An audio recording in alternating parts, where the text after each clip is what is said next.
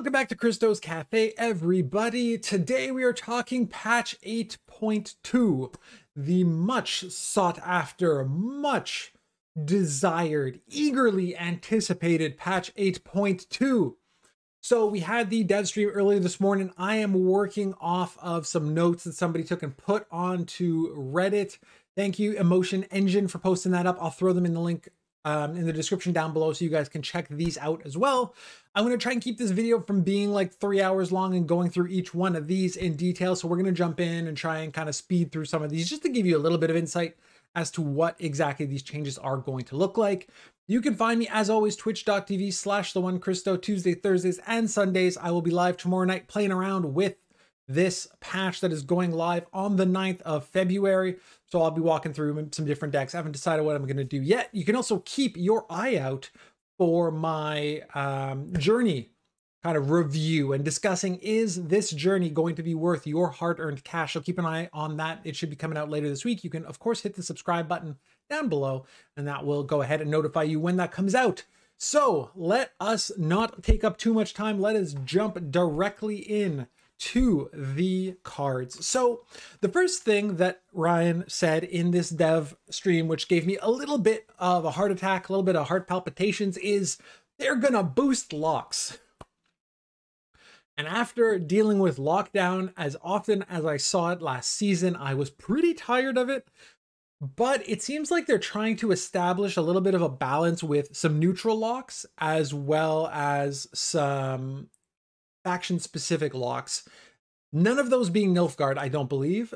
So hopefully that means they're trying to balance them out among other factions, which I think would be kind of nice. So that might be the case. We're going to have Dorgray going from a 7 provision, 5 strength to a 6 provision, 6 power. So you're going to see that happening a whole lot as we go through this. There are going to be a lot of 6/6 cards that seem to be coming out. I don't know if it's just kind of where they're sliding them in, but you're going to see a good amount of that. Aguara, 9 provision, 7 powers, going to actually drop down to 8 provision, lock, and remove a lock as well. So as locks become more popular, this might become, a half decent, versatile removal card, like a purify option. I'm not convinced it's going to be huge, but might be an option out there if you're really having a lot of lock issues. Dancing Star is going from 5 to 4 provisions. It's not in these Reddit notes, but I'm pretty sure they actually remove the death blow and just damage an enemy unit by 3, then damage the unit to the right by 1 less. So you're pretty much going to do 3 and 2. So you will always do 5 damage for 4 provisions. Not half bad. Maddock might be seeing more play because they not only went ahead and gave some love to the Dancing Star, they also gave some love to the Demiridium Bomb. So it now damages the unit by 4 and gives it Veil, as opposed to damaging by 3 and gives it Veil. So it's 4 for 4. Probably okay. I think the Dancing Star will likely see more play than that will, just from the fact you're going to be doing 5 damage with it for 4 provisions. Red Haze 5 is actually going down to 4 provisions as well. I've actually been hit with Red Haze once or twice recently in Maddock decks. I think there's a sprinkle of them, and the reduction in provisions might actually make this more viable. Choose an enemy unit, then damage the adjacent one by its power. So it's like a half duel sort of thing. But there's potential for that to do a lot of damage if you're stacking a couple tall units next to each other. So placement does become important for this. But again, probably not a card you're going to see as a staple in a bomb deck, but another versatile option that you're going to have. Vetermacher is going to be changed to 6 provisions instead of 7. So increase all row duration effects by 1 or decrease by 1. You probably won't see that happen. You're probably going to see the increase. At 6 provisions, increasing by 1, if you're increasing something like Frost, it's a couple extra damage. So he will play above his provision cost. Maybe in like a White Frost monster deck, you might see it. Probably still not something you're going to see a ton of play. Maxi. So Maxi's going to be 5 provisions instead of 6. Look at your deck, order top to bottom. You may shuffle it or not. I don't think this is going to see play. The fact that you're playing for 1 extra provision is kind of nice, or 1 extra power over your provision is nice, but it doesn't do much. So I don't know what the deal is there. We've got Regis. So Regis is being boosted to 3 power instead of 2. They left the rest. Still don't think that'll see power. We'll see play regardless of the 1 extra point. That initiative is really what makes it bad because you cannot tutor it. Scorch going from 12 to 11 provisions. Still probably won't see play. I don't think. Don't see why it would. Don't know how much that'll change. Yennefer of Vengerberg. So Yen's going from 11 provisions down to 10. Yen ends up in swarm decks. Yen's still going to end up in swarm decks. I'm not convinced it's going to make that much of a difference, but I guess we will have to wait and find out. I don't think there are decks that would consider playing her and don't because of the provision cost. I think she either fits into your strategy or doesn't. So again, I don't know how much of a difference that provision cost is going to make. While we're here, Conjurer. Yennefer Conjurer is actually going down to 9 provisions now, playing 5 for 9. Damage the highest enemy unit or units by 1. She's going to have Zeal as well, so she can ping on the first turn. So she plays for sure for 6 for 9, which is not terrible. It's going to take a few turns for that ping to get going. Not sure she's going to see a ton of play, but this one I could be wrong. I was chatting with some of the Bandit Gang crew and they were saying that this might actually be half decent. So we'll have to wait and see on that one. Xavier, 6 for 8 and banishes 3. He is now going to be changed to 6 for 6. Again, that magical 66. And will banish 1 card in the melee or 1 card, one of your opponent's graveyard in the melee from your own graveyard in the ranged. But he will have Zeal. And it's going to be an order that he can do every turn with a cooldown of, I guess, 1. This is interesting because this in versus like a Lippy deck would see some benefit. The problem is, and they alluded to this on the dev stream, that he is like kind of an all or nothing card. Either he screws over Lippy or he just doesn't really do anything. I'm trying to think of other scenarios where you'd really want him in your deck. Might give you an option to remove like an Egern or something to make Osril worse, but he really doesn't feel great. 6 for 6 obviously makes him a lot more playable, but he really, the benefit isn't necessarily there per se. So that is another change they're making. Now they jumped directly into Vi, so we're going to jump directly into Vi here. We're going to go first take a look at the change they're making to Overwhelming Hunger. So currently Overwhelming Hunger has 3 charges. They're changing that and bringing it down to 2, but the Ekamara is being boosted to 3. So you get 2 Ekamara at 6 points instead of the 3 at 6 points, but you're still losing a charge. One way to nerf Vi, have less Overwhelming Hunger charges. My only problem with this change is that it kind of hurts other decks as well. You still got your old school Death Wish Overwhelming Hunger deck that's going to eat it a little bit because it can no longer freely throw around either Detlef charges, Maruna charges, things like that. They have to be a little bit more thoughtful of it. So I don't like it if the mentality was to target Vi, whatever it is specifically. I do know that Overwhelming Hunger has kind of been the monster's go-to leader ability. Obviously, you're seeing some Kelly now. You don't see a lot of Thrive, not a lot of Vamps or Frost or even Koschei. So you're going to see a lot of Carapace for Kelly, I imagine. But this being removed or nerfed per se kind of leaves a void in monsters, which is what I don't love. They do have all of their leaders being used. I must say that you probably run into one of these, even if it's a very rarely one-off in every season. But right now, Overwhelming Hunger and Carapace, I'd say, were the top 2. You'd see the occasional Arrakis Swarm, which you might still see with the Yen buff. Fruits we'll get to in a moment. Same thing with Blood Scent. Blood Scent does spawn in Ekamara, so that does technically get a 1-point boost. But the Overwhelming Hunger, for me, leaves a bit of a gap. Now, obviously, the main reason they did this is because of Vi. So Vi is also getting a huge nerf, going from 8 power to 7 base power, and going from 12 provisions up to 14 provisions. So that's a huge swing there, because we're talking about 2 provisions and a power. So keep in mind that every time you are going ahead and consuming Vi, you're still losing that 1 power. So if you're consuming Vi 6 or 7 times in your matchup, or 8 times I think they mentioned on the dev stream, you're losing 6, 7, 8 points throughout the game. And by taking 1 charge away from Overwhelming Hunger, it means you need to put more consumes in your deck, or you need to have them more consistently, because you can't just snap your leader off and take care of Vi. So a lot to think about here. This probably hurts Vi quite a bit, to be entirely honest. So maybe we'll see less. Hopefully we'll see less. My biggest thing in hoping to see less Vi and less Overwhelming Hunger becomes that lockdown becomes a little bit less prevalent, because it's less required to kind of keep Vi in check. So we'll see how that plays out meta-wise, but I think there's an opportunity there for that to kind of ease off a little bit.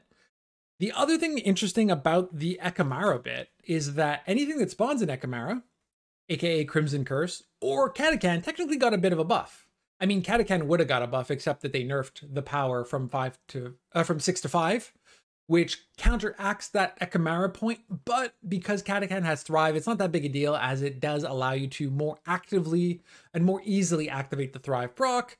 Crimson Curse technically gets a 2-point buff here because of the 2 Ekamaras that are dropped. That Overwhelming Hunger change, don't forget, not just Overwhelming Hunger, but anytime an Ekamara is dropped anywhere. So I'm hoping to see something come in and fill that void where monsters are concerned that isn't just Kelly. That's what I'm hoping. I'm not a huge Kelly fan myself, so I'm really hoping that something else comes in and fills that void. A couple other changes that they made. The Bridge Troll, 4 for 5, boosts the highest allied unit by 4. That's becoming a 4 provision card.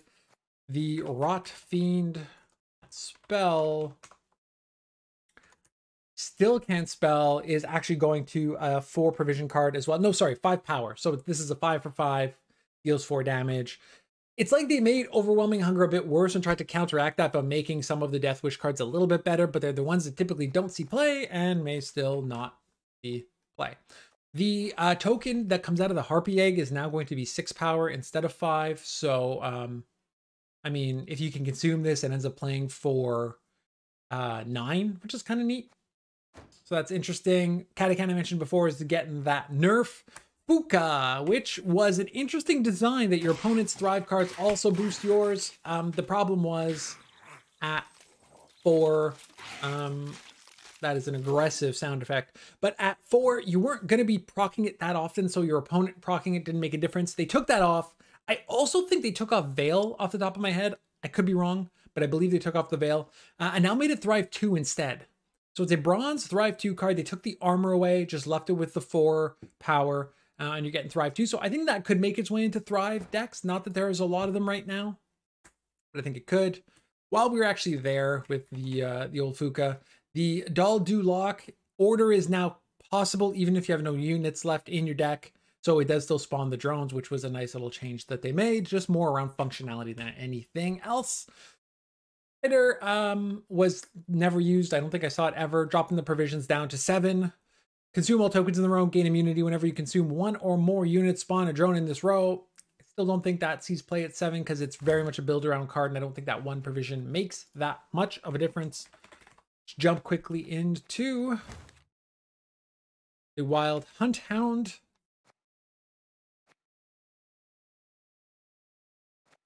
Instead of 3 for 5, we're going to 4 for 5.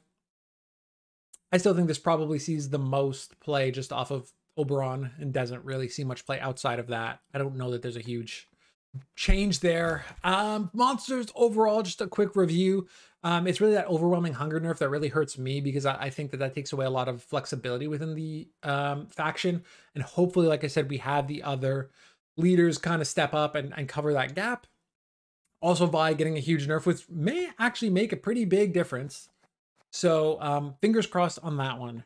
The other one that I was hoping for a bigger change, when now going over to Skellige, is actually Lippy. Lippy went from 4 and 10 to 3 and 11. That's a 1 provision nerf and a 1 power nerf. I guess the power makes it a little bit less of that big point slam that you're going to get in a short round 3 that Lippy loves to do. Drop Lippy, drop Saris. I was hoping Saris would get touched. Saris does not get touched. Don't think this is enough to really make Lippy all that bad. The 1 provision is half of what they gave Lippy when Roach and Doggo were buffed by 1 provision. So a little bit of a change there. Honestly, the biggest change to the deck might actually be the fact that Heron is now changed. They heals adjacent units by 2 on each side.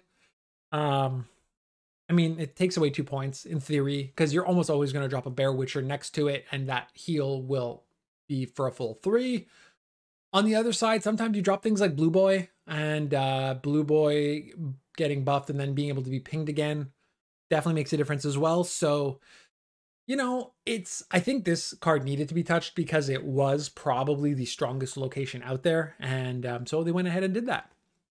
Like I said, I think this, in combination with Lippy's change, makes the deck slightly worse, but I still think we're going to see plenty of Lippy next season. The Brockfire Hunters that are seeing a ton of play right now, we're just getting locked to the range row, which I think is fine.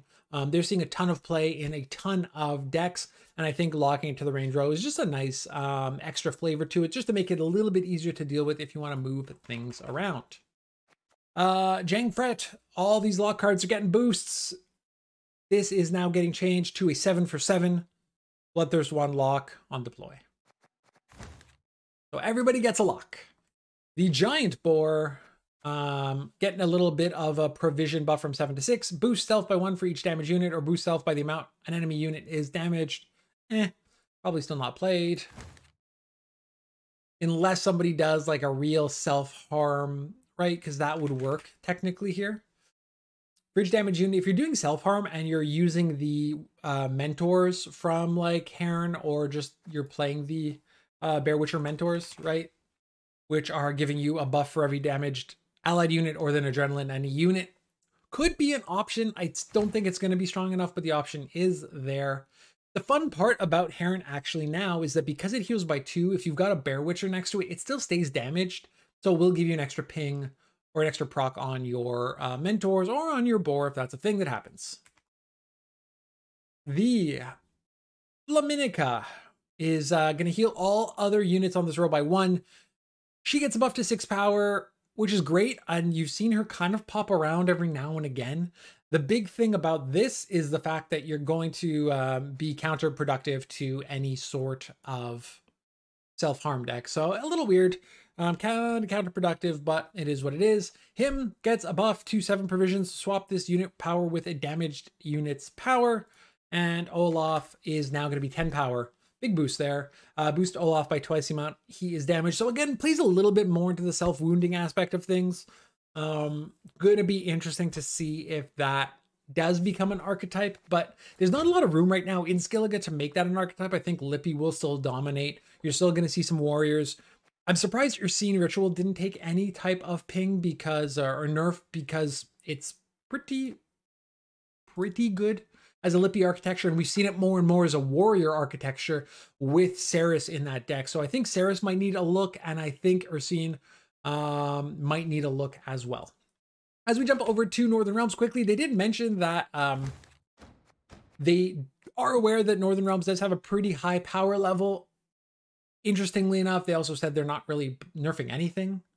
So Pincer Maneuver is actually getting a buff to, I believe it's going to be 16 provisions. Yes, so it's going up from 1 to 16. You occasionally see Pincer with, very occasionally, the Arch Griffin, which is actually getting a buff to 9 provisions. They say they're seeing a lot of potential in Arch Griffin, so they wanted it to be more playable by taking away 1 provision. I guess that's their goal. It can be pulled by AA. It won't be pulled by AA, but it could be. Not sure that sees play, though people are going to hopefully continue to test and mess around with that, because I think there is some hidden potential there somewhere. Griffin Witcher Ranger is gaining the formation keyword, so nothing else changes, but the order, which I don't really ever see used, is not going anywhere, and then you can drop him on the back row for an extra formation point. A little bit of a weird addition in my perspective, but that's just me. I think he occasionally makes it into a Witcher deck just because there are no other Witchers to play. Pretty much all I think is kind of the deal there. Margarita is going to 6 for 6. Keeps the lock, keeps the zeal, keeps the order, so not a ton of change there, but a little bit of a buff because we apparently want to see locks everywhere. And the reinforced Trebuchet now has crew damage 1, damage by 1, and no longer range row locked. So instead of, I guess instead of a random enemy unit, it's pick a unit if it has crew. Sorry, the note was not incredibly clear, but the main thing is it's losing its ranged lock, so moving it around is not a big deal. Justice! We're moving to Scoia'tael, friends. Just, I guess, like a quick wrap up of Northern Realms is that there's still a very strong Witcher deck there that's very close, if not tier 1 in just about every meta list I've seen. I do think they're keeping an eye on it. They said they're keeping an eye on it. So let's just see how the rest of the meta kind of stacks up now with these changes and kind of go from there. So with Nilfgaardian Justice, you used to spawn a cleaver and then you get your volunteers, right? You get your thinning going and it plays for 13. It's in every deck. It's in every no unit deck. It's a pain in the ass, quite frankly. And I'm totally cool with this. The cleaver muscle now only spawns if you already control a dwarf or crown splitter. You can also play a bronze dwarf or crown splitter from your deck. It does not have to be just a bronze dwarf. This makes it much better for Syndicate, and Syndicate obviously gets a good amount of buffs down the line, as we will see. But I think it makes Syndicate a little bit more playable, and at the end of the day, it will allow you to just see it as a little bit less of an automatic go-to. I think decks, it's going to see less play in no unit decks because having to set up, for example, like everybody's favorite Pyrotechnician as a dwarf that will allow you to then get your volunteers out is an option. But it just starts to be a little bit counterproductive. It's still there for point slam, but it requires more synergy to get going. So I think it's still a good card. I think it's going to be a little bit less playable, and I think it's going to be a little bit more flexible if you're looking at the Syndicate side of things. Like grabbing a Halfling Safecracker is going to be stellar. These things can come out as like 8-point cards. So I think there's a good potential for it to be here as a kind of a crimes deck sort of boost. Let's jump into Call of Harmony. So Call of Harmony was supposed to bring Harmony back to the forefront, to tier 1 land or something. Well, it didn't. It did not. Harmony is going to get a buff, so we're going to be seeing 16 provisions, so 1 extra boost. And Dan is going to start with 7 power instead of 6, so 1 provision, 1 extra point. Hopefully that helps Harmony. I don't know that it does. I'm going to for sure try that out though, because I think Harmony has some potential here as well, especially with Witchers being an extra proc to them. So hopefully that is something we will see. The Saboteur, who has not seen a lot of play at all, is going to get an extra boost to 4 power. Moving cards around. The problem is the Saboteur relies on your opponent row stacking, and not only row stacking, but actually having a lot of units on the row, which is just never an ideal situation to play around, so not necessarily going to be a thing. The Cat Witcher, Adrenaline is going from 4 to 3, so that's 1 less turn, doing 2 damage and doing 1 damage instead. I think that's perfectly fine. I think that the Cat Witcher needed that because it's obviously a very strong card and fits into the movement archetype very nicely, but also just kind of gets sprinkled into everything. Like I was mentioning before, you know, it could potentially make a appearance in a Harmony deck just because it has the Witcher tag. Kieran, lock a unit, move it to the other row. So Kieran, much like other lock cards, is getting a boost, staying with 5 power this time around, but going to 6 provision. So instead of a 6 for 6, because it does move, it's getting a 5 for 6.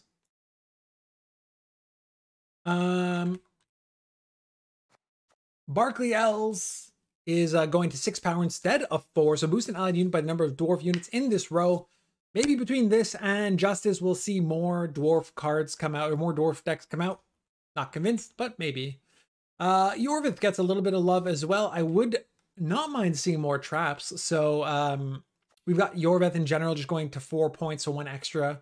And returns an allied trap to your hand and then play a trap. So good option here to reuse traps. And then Yorvith's Gambit, if you have 4 more traps in your starting deck, play 2 of them at random. Fun little card. Going to 12 provisions. Again, expensive, and traps can be underwhelming if they don't play out the way you need them to. So we'll have to wait and see on that one. Moren getting some lock love here. She is going to be 5 for 6 because she has a second functionality. She doesn't get 6 for 6 treatment. The damage an enemy unit by 2. 5 for 6. Place her for 7 power for 6 provisions guaranteed, plus the option of a lock. So I like that. I like the versatility of it.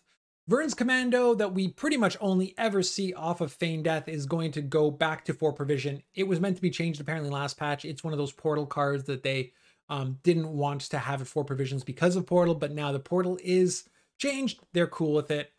Quick overview of Scoia'tael before we jump into Nilfgaard. Little tiny nerf to Catwitcher. Big nerf to Nilfgaard Injustice, which I think is fine. It was like an auto include in just about every Scoia deck because it played for 13 points and thinning. And hopefully Harmony gets a little bit better with the changes they've made. And I hope they continue to give it a little bit of love. Not oppressive, turn it into what it was before love, but just a little bit to make it competitive and on that same level as movement. Some of that no unit precision strike stuff we see going on. Let's jump to Nilfgaard, which I find Lockdown being very, very present in the meta. Assimilate being very present in the meta. It's very interesting that there are no real nerfs here. And by no real nerfs, I mean no nerfs at all. Imprisonment is actually getting a buff to 16 provisions. I think that's cool. I think you see it once in a blue moon. They are loving locks this patch, so we'll see more out there if people decide to take Imprisonment up to 16. So the lock love continues. Alba Pikeman. This is interesting. I actually like this a lot. In addition to the normal text we have here, bonded damage unit by 1, it is no longer row locked to the opposite melee row. So if they you eliminate your opponent's unit in the melee row, they can go and start pinging the back row. Gives them the flexibility when they're bonded. I like that a lot. Plus, Ramon actually can play a copy of a pikeman and give you pretty much bonded right off the bat. So I think that's super interesting. Just a different way to play that card, which again, I think sees the occasional presence very rarely, but it does show up. And I think this gives it a little bit more life. Ox getting the 6 for 6 lock treatment, even though it has a little bit of extra text. I think it's so conditional that they had no problem giving it 6. Something I do not like. I do not like Experimental Remedy going from 6 provisions to 5 provisions. This plays into Assimilate, which I don't think needed any help right now. Playing a bronze unit from your opponent's graveyard doesn't guarantee you a good unit, but it guarantees you a bunch of Assimilate procs, and now at 5 provision, it slides in ever so nicely. This was pretty much a one-of card in some Assimilate decks, and now I think it's a one-of card in just about every Assimilate deck. Might even see it 2 times in some decks. Oh, the Viper. I'm not even gonna read the text. I still have PTSD from days when Shinmiri played like 6 of them against me. I cried a bit. He's going down to 8 provisions, except for in meme decks. We don't really see him, and I don't think we'll see him going forward either. Long story short, Nilfgaard didn't see much in the way of changes whatsoever. So it kind of is what it is. Let's get into Syndicate though, because I think this is where things start getting interesting. Syndicate was the one faction that needed love. There were, as of the time of making this video, 0 players in the top 250 that have Syndicate as one of their placements on Pro Ladder. There's potential that there's not even one in the top 500, but I wasn't ready to do all of that research, so I'm not 1000% sure. But it definitely needs some love, and they did deliver on some senses of the word. So let's talk about those and see what we think. Salamandra is where we go first. So we are going to look at the Mage. The Mage is getting some love, going from a 5 for 5 to, no, I lied, it stays a 5 for 5. Tribute 4, damage 3 adjacent units by 2 whenever you gain 1 coin. Whenever you play a tribute, gain 1 coin. I think this is wrong. I could be incorrect. Whenever you pay a tribute, gain 1 coin. And Adrenaline 5 is gain 2 coins. Sorry. So this text, the whenever you pay a tribute, gain 1 coin, is now going to be regular game text. And then the gain 2 coins will be the Adrenaline 5. I like the direction they're going with the Salamandra because they do the same thing to the Lackey, where the Lackey, if you gain, the first time you gain coins this turn, boosted by 1. So the Lackey is going to be boosting by 1 whenever you gain a coin. The Mage is going to be giving you a coin whenever you pay tribute. So it creates a nice balance there between the tributes and paying, as well as gaining points and more coins. So it gives a bit more flexibility. I'm not 1000% sure what we're going to see in the way of deck archetype here. While we're talking about it though, Failed Experiment is going from a base 9 to a base 10. Didn't see a lot of play. Probably still not going to see a lot of play, but it exists there. The Abomination is going from Adrenaline 4 to Adrenaline 6. I've played some Self-Poison. I didn't think it was completely terrible, though it's not great. I don't think the Adrenaline change will make any difference to this card. You almost didn't want it to purify at the end of the turn because you wanted to let it sit there and move some stuff around with the hideout, for example, and get that poison in one turn. So I don't really even like it the way it's done right now, because the goal was you play hideout, you drop this, you self-poison it, and then you move it the next turn with hideout. That's no longer really an option unless you play it in one of your first couple cards. So it still exists, it's still there. I don't think the purify needed to happen, though I guess with Nilfgaard becoming pretty prevalent right now, the locks and whatnot do happen. So it actually answers locks as well, which is kind of interesting. Let's go take a look at, while we're here, Fallen Rayla. Rayla's adrenaline goes from 3 to 5, which I think makes a pretty decent difference. So you can play a Salamandra tribute list potentially now. So whenever you pay a tribute ability boost, self by tribute's cost, and it gives her Veil. Wish that gave immunity. That might be a better way to do it. That might also make it broken. I don't know. But the Veil doesn't seem like quite enough of a protection for her to be stacking as many points as you can stack in 5 turns, though I do think this makes the card a good bit better. While we are here, let's take a look at our friend Kurt. Kurt will go ahead and still be able to lock a unit because that is what they're pushing. He gets the 6-for-6 treatment, even though he is actually getting, they changed this up a little bit. Actually, sorry, they changed this up completely. No more lock on Kurt. Kurt is a 6-for-6. Melee is place a bounty on enemy unit. Ranged is purify a unit. So the more we see locks, the more we're going to see these purifies come in handy. And bounty will add a ton of flexibility here and work Kurt nicely into a bounty deck. So that might be what we end up seeing come out of Syndicate as one of these solid options. Louisa is getting taken back a touch. She's getting Tribute 3, gain Zeal. And your next tribute costs 0. So Louisa coming down no longer has to survive a turn. You can just pay tribute to give her Zeal. Your next tribute costs 0. So lots of interesting flexibility there. Like I said, a tribute deck might be the direction things go. You've potentially got a little bit of boost to bounty with the change to justice. You've got a little bit of help with the Crown Splitter crime archetypes. We've got a few different things going on here. You've got collusion getting a little bit of a boost as well. There's so much text on this card, it hurts my head.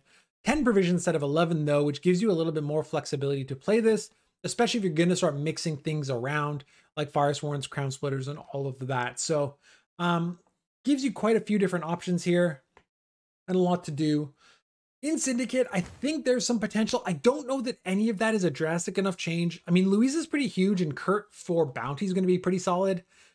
There might be, and it would take a little bit more time for me to wrap my head around Salamandra, the mage and the lackeys, giving you some coins and giving you some points. So there might be some Syndicate stuff hidden kind of behind some of these new cards. Salamandra, as always, or sorry, Syndicate as always, is a very complex faction with the ability to have a manager coin. So I do think there's some potential there, and I think we're going to see a little bit come out of Syndicate, though I'm feeling like it's going to very much be your Nilfgaard, Northern Realms, Skellige, and Scoia'tael as your top 4 for the majority of players going into next season. That being said, there was a few other fixes. I mentioned before the Dol Dulak allows you to order even with no units. Cyana into Mata draws 2 cards correctly now. Apparently that was a bug before. And interestingly enough, and I don't know where it came from, and I don't know why it still exists, but units with vitality or bleeding, once they are veiled, you used to be able to give them more bleeding and more vitality. Can't do that anymore. That's how it's supposed to work. That's how it's now going to work. I don't know where the mistake came from in the past, but this is how it's now set up. So no more kind of cheating the veil system. If it has bleed or has vitality, you can't go ahead and add to it. This video has already gone on way longer than I wish it would have. I wanted to give you guys something short and concise, but I did the best I could. Hopefully you guys enjoyed it. Let me know down below, likes, comments, and all of that jazz. Keep an eye out for my journey video, hopefully coming out later this week, and I will see you all in Christo's Cafe. Oh, what a lovely tea party.